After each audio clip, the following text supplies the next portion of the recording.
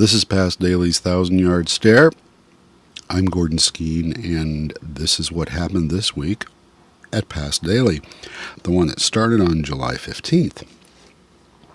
So, July 15th was a Saturday, and as is the custom for all things that we do at Past Daily, the weekends are usually made up of material that's of historic entertainment, music, and pop culture nature. One of the other things we do in the pop culture is to run top 40 hit radio, commercial radio, whatever you want to call it, snippets of that from the 50s, 60s, and 70s, and in some cases the 80s. It's all prefaced with the title, You're a Teenager, You Live in L.A., or in some cases, You're a Teenager, You Live in San Francisco, You're a Teenager, You live in Boston, You're a Teenager, You live in Kankakee, whatever. Anyway, it's the whole premise that you're a teenager, and as a teenager, this was what you were listening to. And in this case, on this particular day, on this particular Saturday, it was 1966.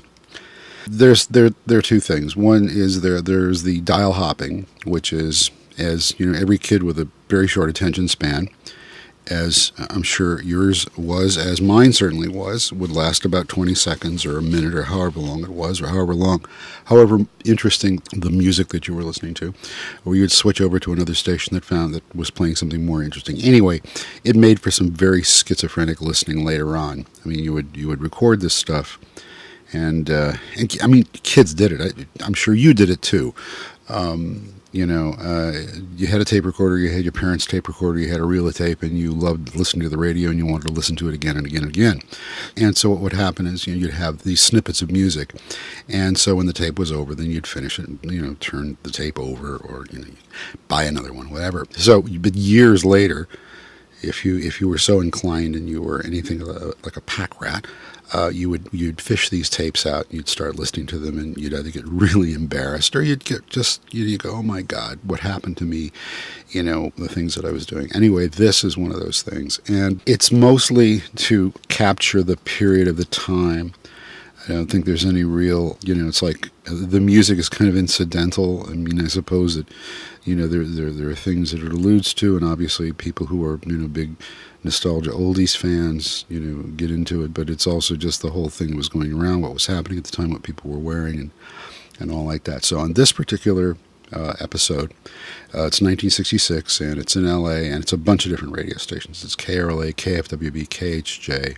Music City stores tomorrow. Topanga at 12 noon, Torrance at 2, Lakewood at 4, West Covina at 6, at Hollywood at 8 p.m. Jackie DeShannon in person. Don't miss her. She's awful pretty. KJ Boss. Go to the man with the boss line for the Monkeys. I'm a believer. Monkeys, man. Our love is only true in fairy tales, and for someone else, but not for me. Our love was out to get me.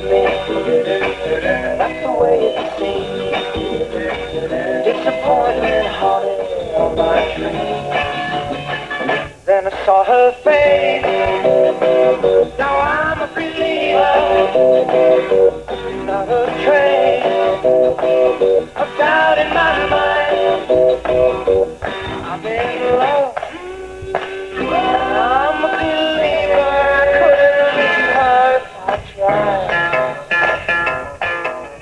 I thought love was more or less a given thing.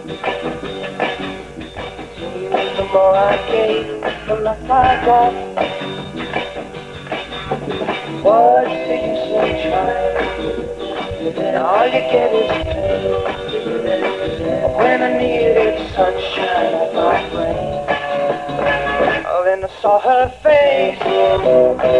Now I'm a believer, not a trace of doubt in my mind. I'm in love. I'm a believer. I couldn't leave her if I tried. You love me?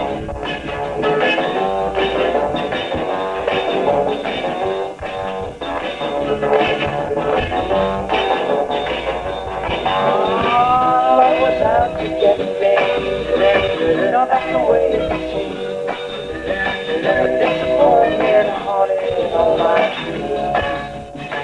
Then I saw her face. Now I'm a believer, not a trace of doubt in my mind. I'm in love. I'm a believer. I couldn't leave her if I tried. If I saw her face, now I'm a believer. I'm not a trace of doubt in my mind. But I'm a believer. Did you know 7 out of 10 of the world's racing cars use an oil additive or treatment? Did you know 8 out of 10 of these cars use STP oil treatment? Did you know millions and millions of motorists in passenger cars like yours also use STP oil treatment? Ski trip you took last year. Whatever winter means to you, you'll find that making the most of it is easy when you're a member of the Automobile Club of Southern California. The Auto Club's Recreation Planning Service can tell you the best and most convenient places to go for winter sports and family fun, how to get there and when to go, facilities, accommodations, rates. They'll even make guaranteed reservations anytime or any place you desire them. Recreation planning throughout the year is just one of the many personal services available to every member of the Auto Club. What does it cost to belong? Only $18 a year plus a $2 enrollment fee. No wonder for more than 65 years, the Automobile Club of Southern California has been considered a good friend of the family. Automobiles in Los Angeles use about 7.5 million gallons of gasoline a day. Of this, the Air Pollution Control District estimates about 10%, or around $650,000 worth, is not burned by internal combustion engines. Anyway, so that's a sample of that. Okay, so that's for Saturday. Sunday we usually do jazz, classical, historic classical, and again, pop culture. And so on Sunday, the 16th, no, the 15th, wait a minute, 16th, probably 16th, we were running a concert by Rahsaan Roland Kirk, with Jazz Workshop live in Boston, 1972. And this was a sample of what he was doing back then. Now, we don't want you people to panic. Rahsaan. But you're being broadcasted. So, like, if you want to be paid for this broadcast, y'all go see BCN and get them to pay you the scale. You understand? Because they ain't paying us nothing.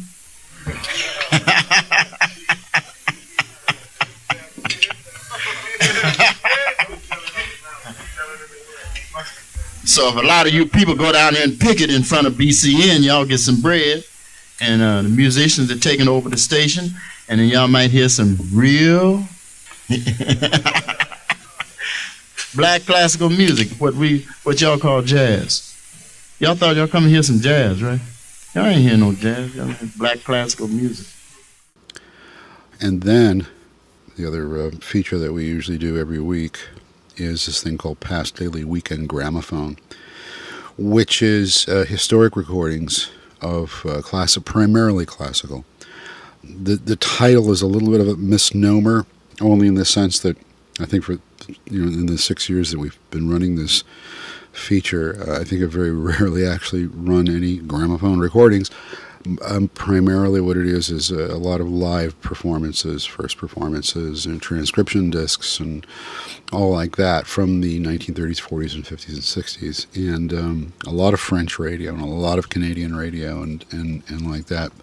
But I decided that it would be a great idea to actually do what the program was all about, and that is run gramophone recordings. And so this particular feature for this weekend was an album of 78 that Decca put out in the late 1930s, I think it was actually 1940, featuring the American composer Morton Gould. This was Morton Gould playing Morton Gould. This was a recordings made in 1940.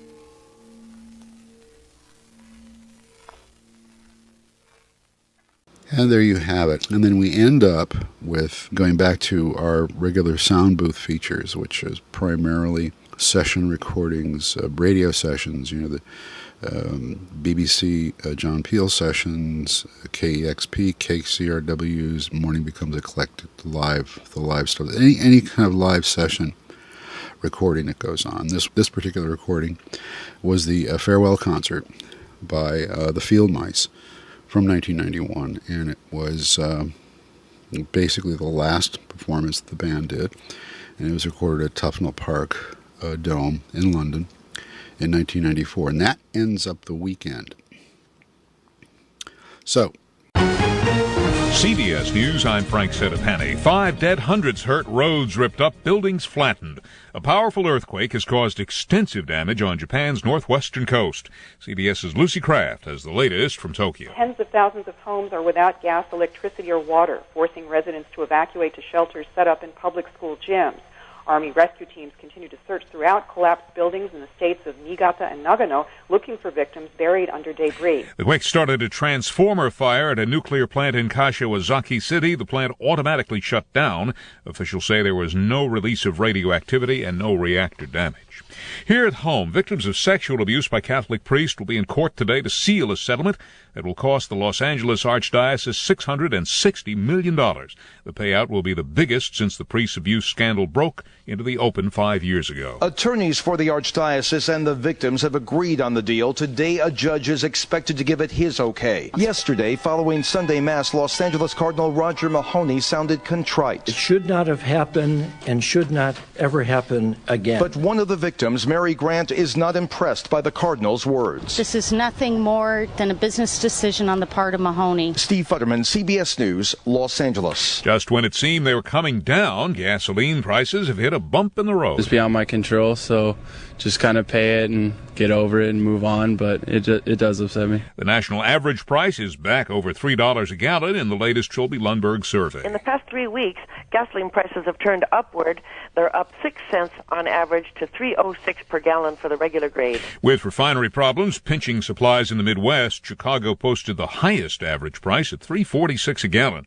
Tucson had the lowest average at $2.80 a gallon. Okay, that was World News Roundup for July 16th, 2007. Next up is press conference by Ross Perot. Campaign 92. I'm Christopher Glenn, CBS News. This report sponsored by Countrywide Home Mortgage Loans. I will not become a candidate. Suddenly, the face of the 1992 presidential campaign has changed. Hard on the heels of the resignation of key aide Ed Rollins and an ABC News Washington Post poll showing a sharp erosion of support, Texas billionaire Ross Perot has bowed out.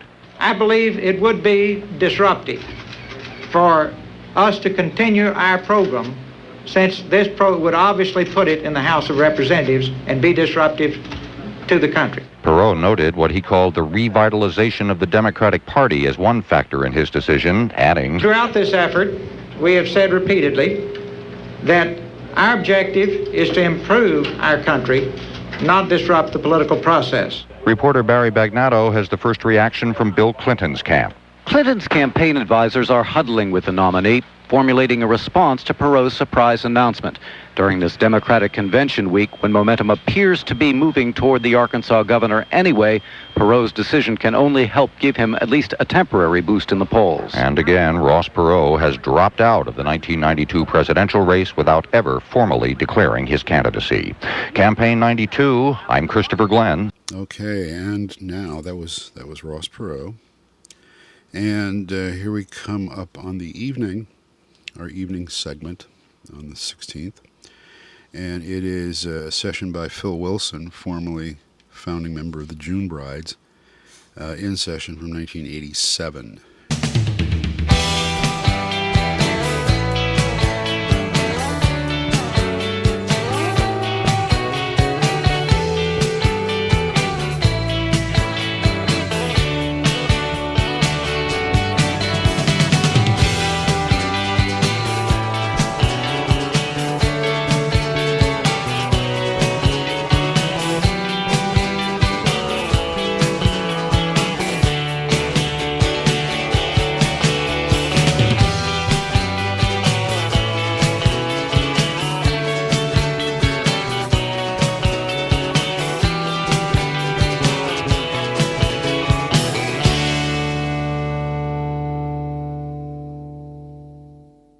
Okay, now we go to the 17th, July 17th, and this particular one is July 16th, 1966. And this was a pretty busy day.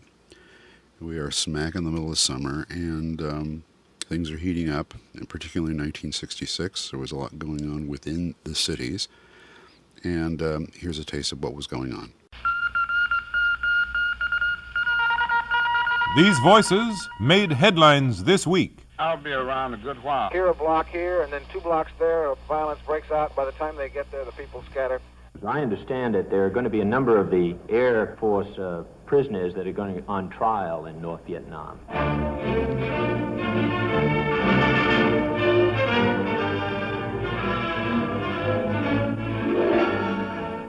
The ABC Radio Network presents Voices in the Headlines. The sounds of the news this week, gathered from around the world by the staff of ABC Radio News. This is Fred Foy with Voices in the Headlines.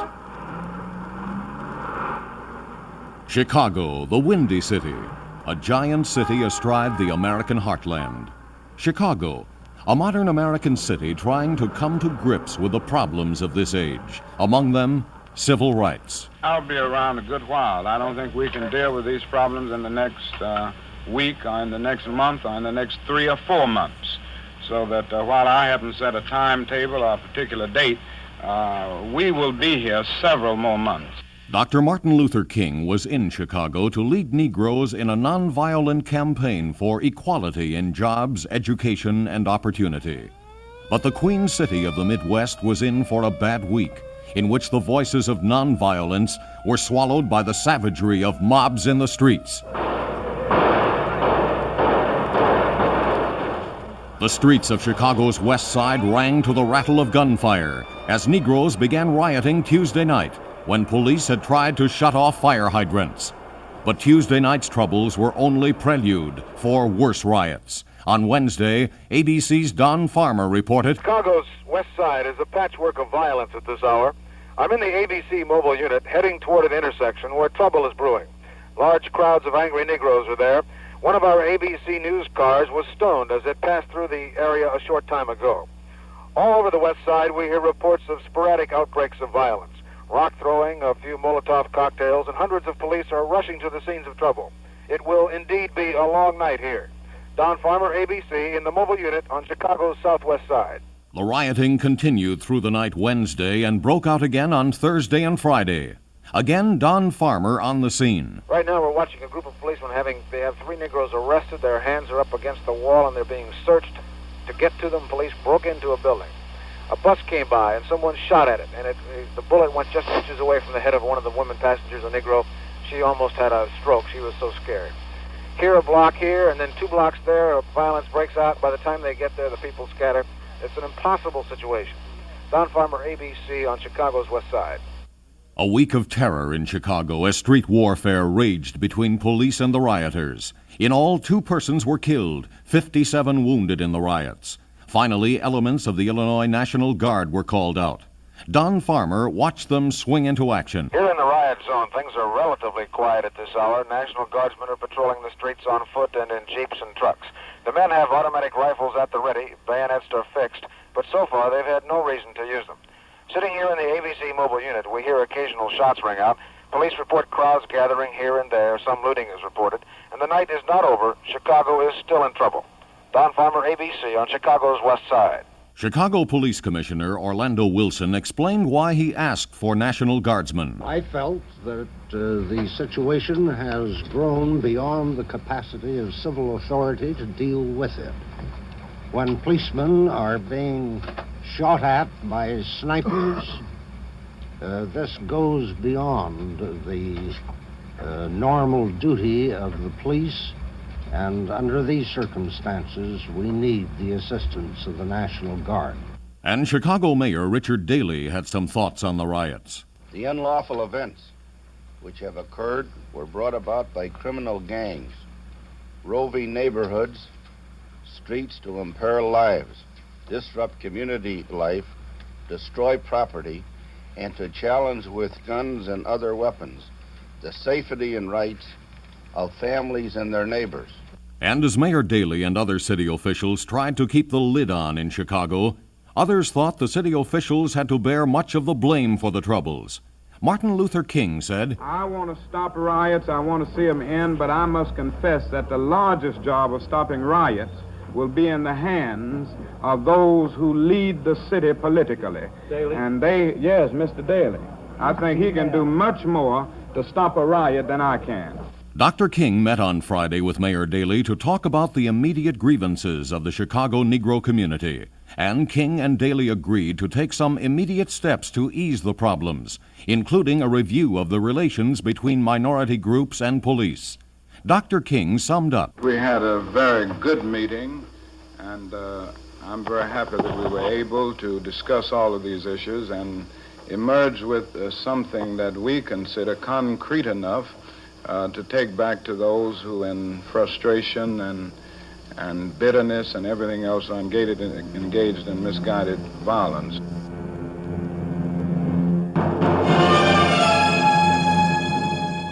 But Chicago was stunned by other violence in what has been called Chicago's crime of the century. Near midnight on Wednesday, 9 student nurses were in their apartments on Chicago's South Side. Only one escaped an orgy of death by hiding under a bed as a lone man killed the 8 other nurses one by one. Chicago police told ABC, the survivor, Corazon Anuriel, is under sedation. She was not attacked by the assailant, but was bound, and after she was bound and the other girls came in, she rolled under the bed and stayed there throughout the entire period, and she felt it was safe to come out. And when police went into the apartment house on Thursday morning, this is what they found. Well, the first floor was in orderly fashion, but the bedrooms were pretty well in a pandemonium. It was all rustled up. Sheets were all over the floor, pillows, blankets. And the dressers were ruffled, but there was no evidence of anybody ransacking any dresser drawers. Coroner Anthony Tolman also gave this description of the finding of the nurses' bodies. One body was found in the hallway opposite the bathroom door, and two girls were found in the east bedroom lying on the floor. And in the west bedroom, there were three girls. Two were in bed, and one was on the floor. A shocking crime in the middle of a shocking week in Chicago. A week that ended with hopes that the racial troubles could be cooled by emergency measures, and that ended with the Chicago police apparently breaking the murder case. On Saturday, the police said their number one suspect was an itinerant seaman named Richard Franklin Speck. Police Commissioner Wilson announced, "I'm very pleased to be able to announce that the Chicago Police Department has identified the killer of the 8 nurses. The identification is positive, being based on fingerprints that were found at the crime scene." A national alert went out for the arrest of Speck. And early Sunday morning, the man was found in a Chicago Skid Row hotel, unconscious and bleeding from an apparent suicide attempt. Hotel clerk William Vaughn told ABC, "I called the emergency police squad. They came down. We went upstairs. We found him in bed, blood all over the room, all over him. We took him down, put him in the wagon, and took him to the hospital. And then, big surprise, next thing I know, here's all kind of policemen on the place because they'd recognize who he was out there." Speck was not actually identified until he was taken to a Chicago hospital, where a doctor recognized Speck from police pictures, and then clinched his identification when he examined Speck's unusual tattoos. The end of a week that Chicago would never forget.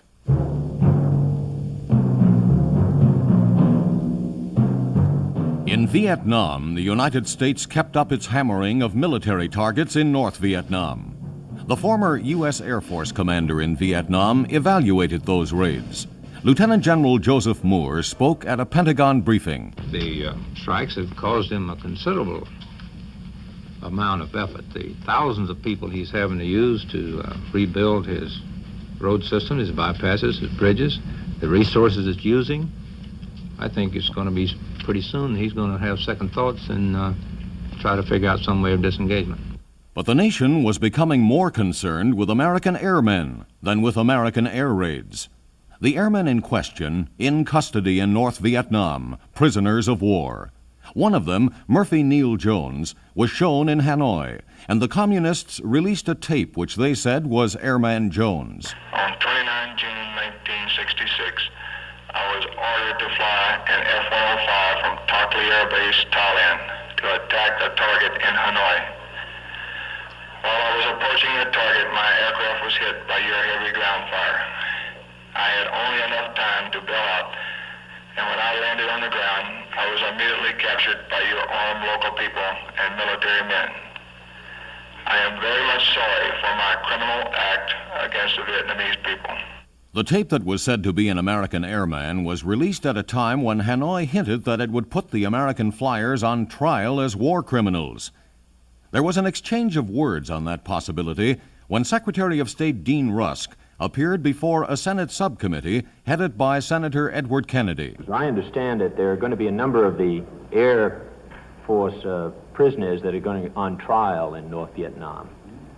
The dates have even been set. That has been threatened, Mr. Chairman.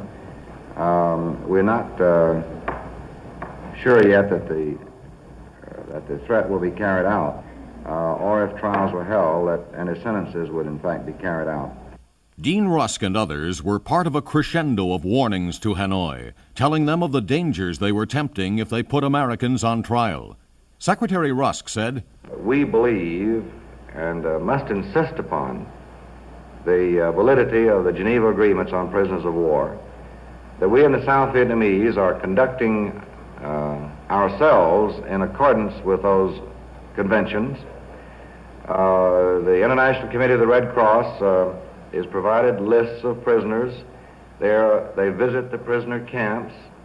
They have not thus far been able to achieve any effective working relationship with North Vietnam to do the same for the prisoners held in North Vietnam, including our own men. There was a warning to Hanoi from 18 congressional critics of the American Vietnam policy. Idaho's Senator Frank Church read part of the statement by the congressmen and senators. Before the remnants of reason are irrevocably abandoned, we call upon the Hanoi government to refrain from any act of vengeance against the American airmen. They are prisoners of war, fully entitled to the protection extended to men in uniform when captured in the performance of their duty. A growing number of warnings to Hanoi about the possible consequences of putting the Americans on trial seem to be having no effect on Hanoi. On Saturday night, Ho Chi Minh made a radio broadcast in which he said there would be no chance of peace in Vietnam as long as Americans were there. The militant tone of the speech seemed to indicate that Hanoi was listening to no one. And on the subject of Vietnam this week, the President of the United States. Because we are trying to demonstrate that guerrilla warfare just can never succeed. Once that lesson is learned, a shadow that hangs over all of Asia tonight will, I think, begin to recede. Well, you say, when will that day come? I'm sorry, I cannot tell you. Only the men in Hanoi can give you that answer. Mr. Johnson made a bid for international cooperation, including the Russians this week, inviting them to join in the exploration of the oceans in general and in a unique voyage by a new American ship in particular.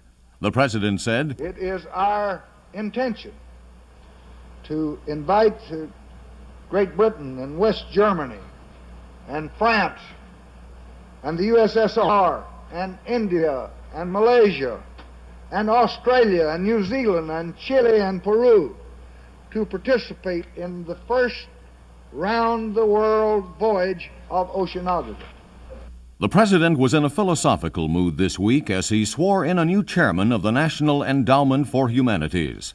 The President said, "Ours was the only nation that ever based on an idea that all men are created equal, that every man is entitled to life and liberty and the pursuit of happiness." But there were some Americans who had doubts about the promise of America as they tried to register to vote in Grenada, Mississippi. ABC microphones recorded this encounter on the steps of the Grenada courthouse between civil officials and the Negroes. Who wants to go in the courthouse? You can go we think that this is our constitutional right. You can go in there 4 at a time. We will not go in there 4 at a time. We will not go 4 at a time. We will have to go in all at once. And the power of Negro voters appeared to play a part in elections in Virginia, where old guard candidates in the Democratic Party primary were upset by challengers. 2 conservatives were beaten, Congressman Howard Smith and Senator A. Willis Robertson. But one old Virginia name survived the upsets in a close race. Senator Harry Byrd, Jr. was nominated by Democrats for the senatorial seat he's held since his father's retirement. Senator Byrd's campaign manager, W.C. Daniel, was interviewed by ABC's Irv Chapman. Mr. Daniels, to what do you attribute Senator Byrd's victory? I think it's an indication that the majority of the people in Virginia still hold to the philosophy of fiscal conservatism. There was a small vote today. Had this vote been larger, of course, the margin would have been increased by that degree. A busy week under the Capitol dome in Washington. The Senate Foreign Relations Committee concerned itself with problems of European security and heard from Undersecretary of State George Ball. Our first common task has been to maintain a solid defense and an effective deterrent, and this is still essential. It would be foolish to assume, as some complacently suggest, that because NATO has prevented Europe from being overrun for more than a decade and a half, we no longer need an integrated common defense. While Undersecretary Ball urged preparedness in Europe, the man who ran America's foreign aid program, David Bell, spoke at the National Press Club about a disagreement Bell has with Senator William Fulbright on the subject of foreign aid. Senator Fulbright would like to see a more speedy increase in the volume of assistance, which would flow through international aid agencies. I think he's rushing the jumps. My personal view is that we're moving about as fast as we can get other countries to move along with us, because it ceases to be an international agency if it's going to be financed only by the United States. And in yet another Capitol Hill development, the Senate sidetracked a move to put Senate Foreign Relations Committee members on the panel that looks after the Central Intelligence Agency's business. That plan was put forward by Senator Eugene McCarthy, and Irv Chapman asked Senator McCarthy about his reasons for wanting foreign relations experts on the CIA watchdog panel. You feel that CIA is definitely a branch of the foreign policy-making establishment? Well, it's part of it. I don't call it a branch. It's a force, certainly, in determining policy, and certainly it has some operational responsibilities in the field of foreign policy, which I think are properly the concern of our committee. And while Washington went about its usual business this week, it was rocked by two exposés. The first in the form of an announcement from C.D. Deloach of the FBI. FBI agents at Alexandria, Virginia, today arrested a retired United States Army lieutenant colonel on espionage conspiracy charges, according to Attorney General Katzenbach. FBI Director J. Edgar Hoover identified the arrested person as William Henry Whalen, age 51, presently unemployed, who resides at 5903 Dewey Drive, Alexandria, Virginia. Whalen was accused of conspiracy to give Russia American plans for atomic weapons, missiles, and other defense matters. The FBI added, The FBI director said that Whalen's espionage efforts were particularly concerned with furnishing information relating to military intelligence matters. Mr. Hoover said that the alleged conspiracy provided for the payment of various sums of money to Whalen. Whalen will be arraigned as soon as possible. The FBI charges were denied by Whalen, who was released on bond. The next day, Wednesday, the State Department had another announcement about spies and counter-spies. The State Department said a State Department employee, Frank Merkva, had been a double agent to trap some Czechoslovakian diplomats who wanted to hide listening devices in the State Department. The State Department's Robert McCloskey gave more details of the plot. From time to time, Mr. Merkva supplied the Czech spies with unclassified papers.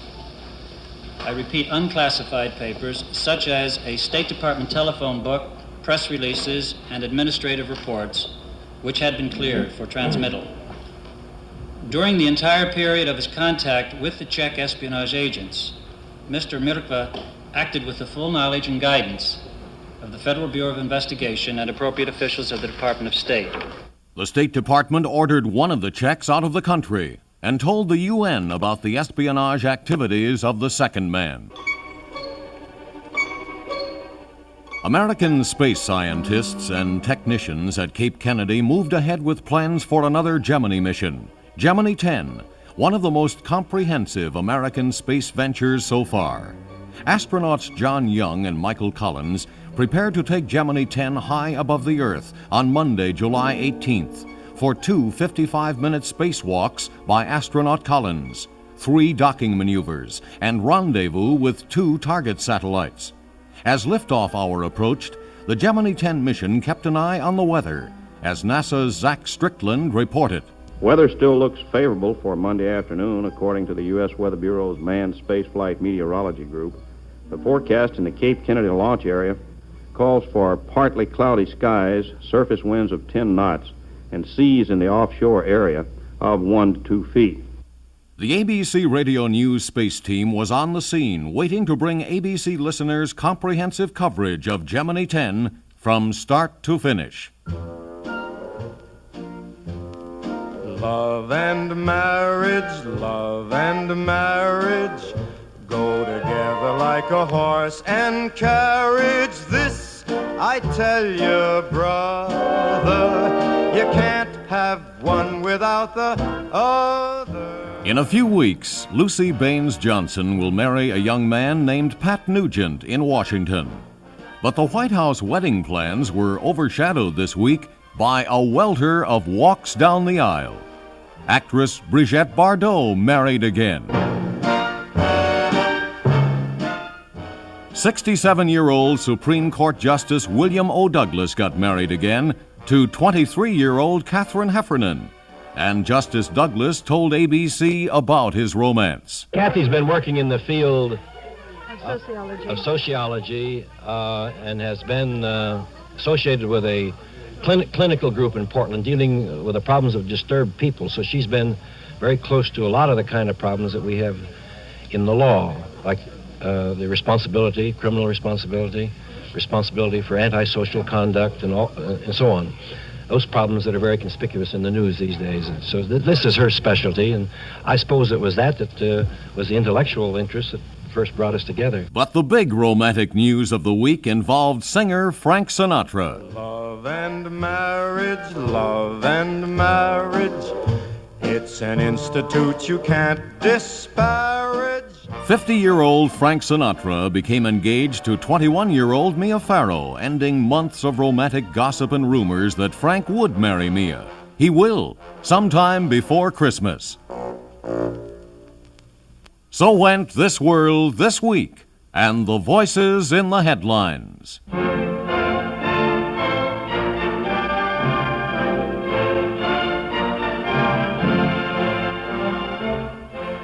Voices in the Headlines, a presentation of ABC Radio News.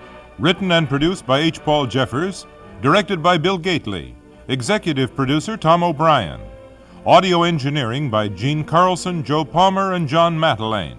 Special effects Harry Nelson. Your narrator, Fred Foy.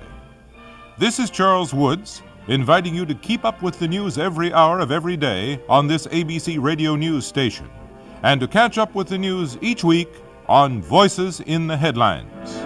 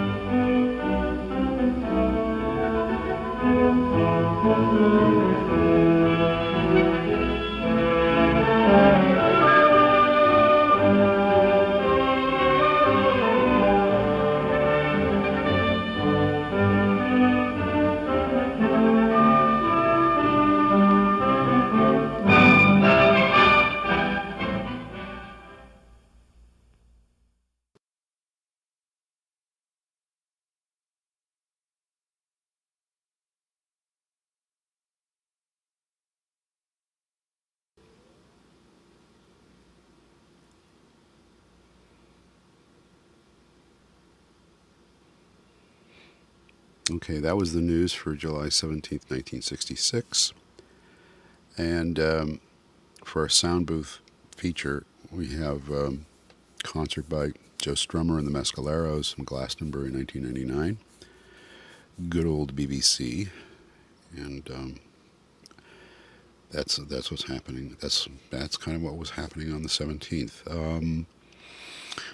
July 18th. Here we go.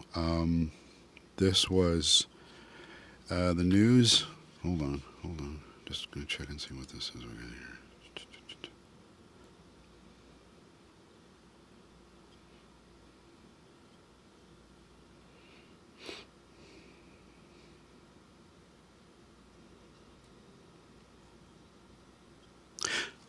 Okay, so that was our sound booth for July 17th. Now, here we are on to July 18th, and the news for this day is July 18th, 2005. And the news of the day, of course, was the sentencing of Eric Robert Rudolph, who was the Olympic Park bomber. And he was the one that basically he had been convicted for a series of anti-abortion and gay-motivated bombings across the southern United States from 1996 to 1998. And He also was the one responsible for the Olympic Park bombing. And anyway, this is the newscast for that particular day. It's comes via CNN News. So here we go.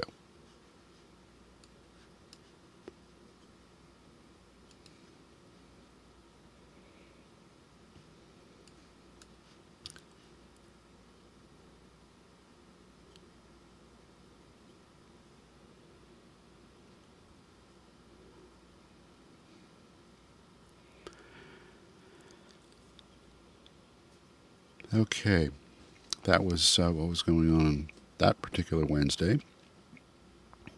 And as is the case on all of our weekly features, Wednesdays we do a thing called the Past Daily Midweek Concert, which is primarily classical. And it's just one of those things where, Wednesday, this is hump day, just... we're on the downward spiral now. Let's just relax and take it all in stride.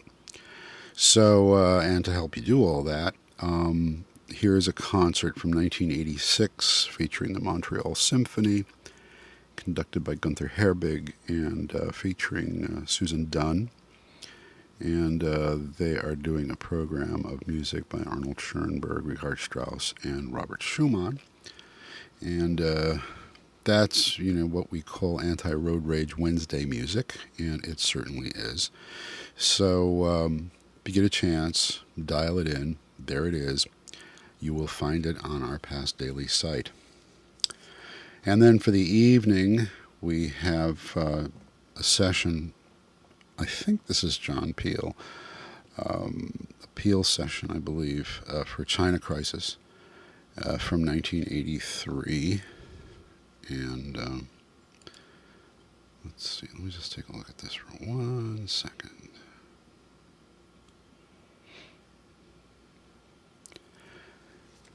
Yes, it's a Peel session from January 15th, 1983. And it was their second session for John Peel. So, again, I'm not going to play it. I mean, you should go over and listen to it. Just hit the play button over there, and you will be able to hear it.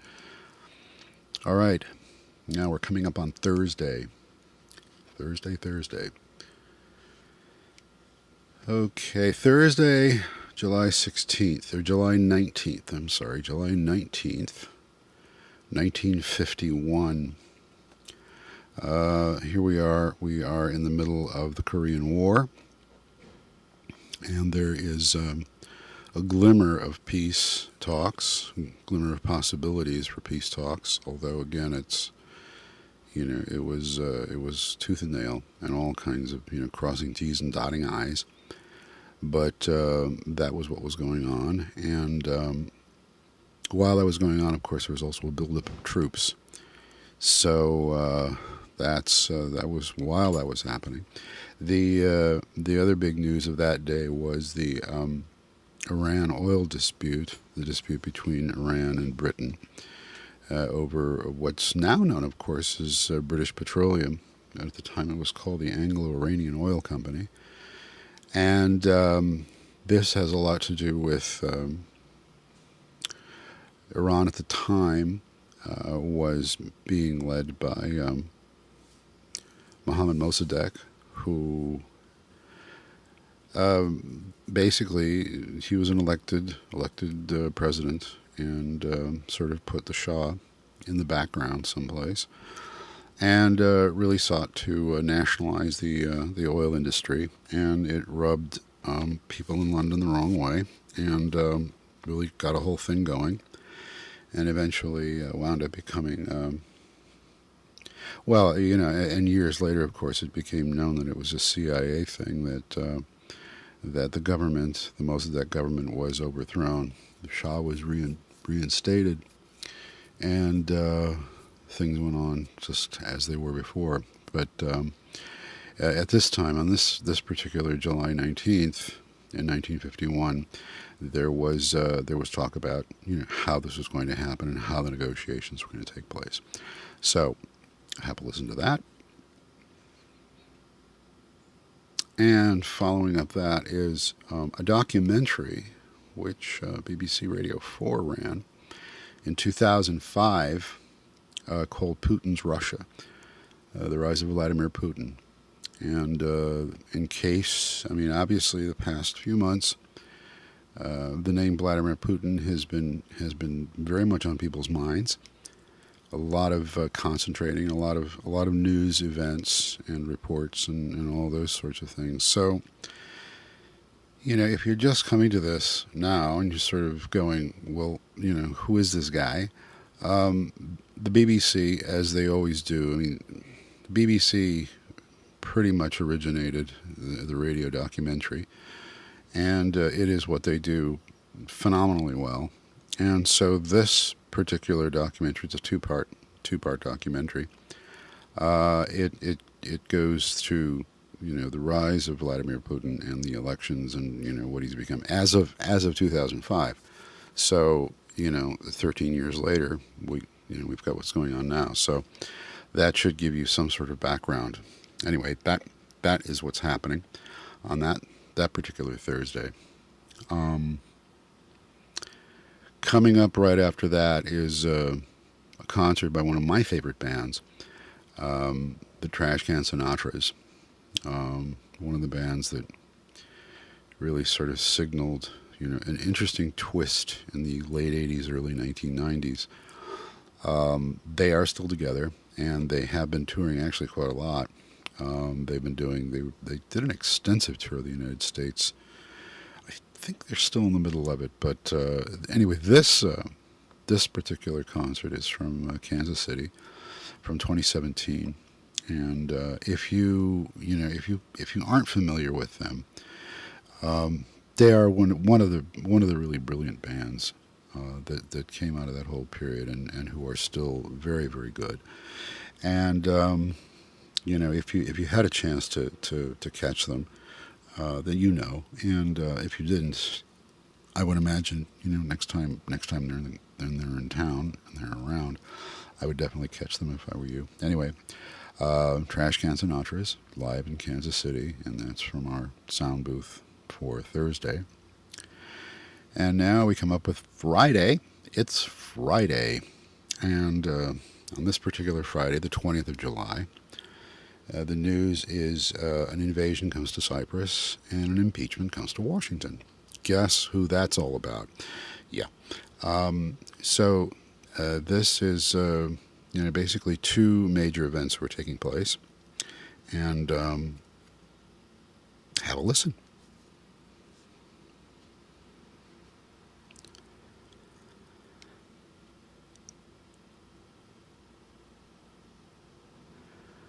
Okay, that's what was going on the 20th of July.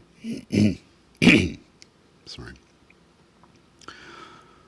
Okay, our evening slot, our rock with, well, actually, there's, in addition to the past daily sound booth, which is primarily live stuff and sessions, there is also, you know, sub categories.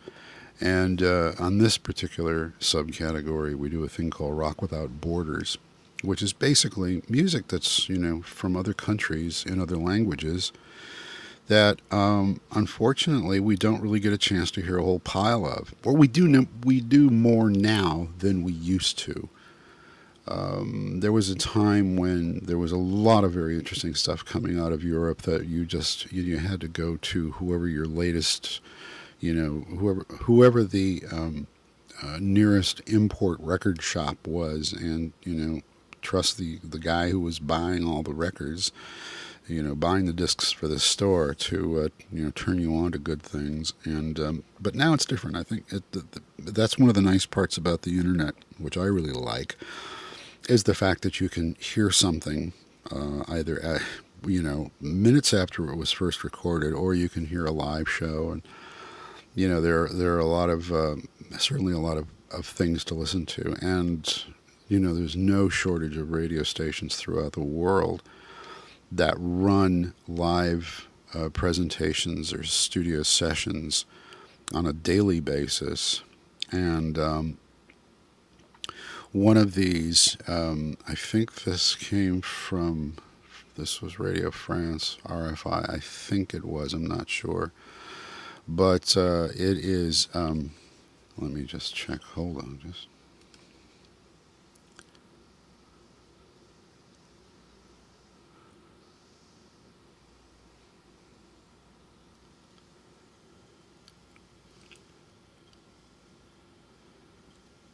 Oh, right, okay. Yeah, tonight's sound booth is the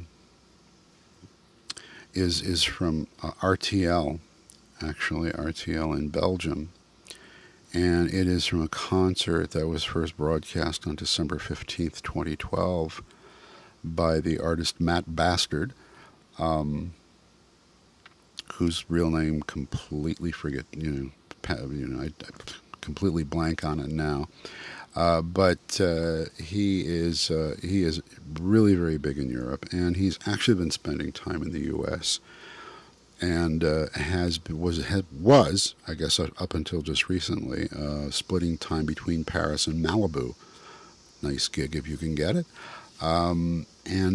Anyway, he's got a great solo career going on now, he was originally part of a band called Skip the Use. Don't know if that rings any bells with you, but if you've been following what's going on with music out of Europe, you would know these guys very much. And also, too, they did perform at South by Southwest a few years ago, and I actually ran one of their concerts from 2013 back in 2014. So that's the connection there. But the band dissolved in 2016, and he went off on a solo career. And so that's kind of been what's going on for the past 2 years with him now. So anyway, this is a concert, like I said, from December 15th, 2017. And this is what's going on. So, yeah, so that's what's happening on Friday.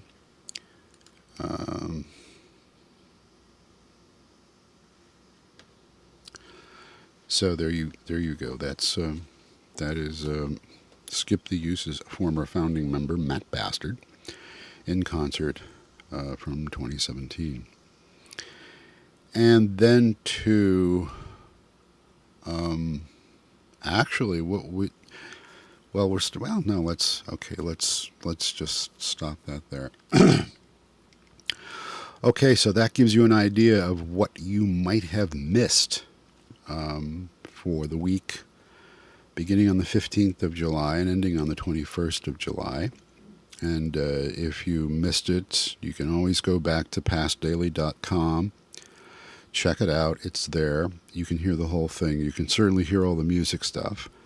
I'm not really playing very much of the music stuff here. Just for a lot of reasons, but I think mostly just to get you to go over there and to check it out. So anyway, that will give you an idea what's going on, and that's what's been happening. So enjoy. Hopefully you'll come on over for a visit and stick around. We've got like 8,000 pieces up so far, and it should give you a few hours of joy. It's certainly interesting stuff to listen to. So anyway, until next week, this is Gordon Skeen, and this is Past Daily's 1,000 Yard Stare, and have fun listening.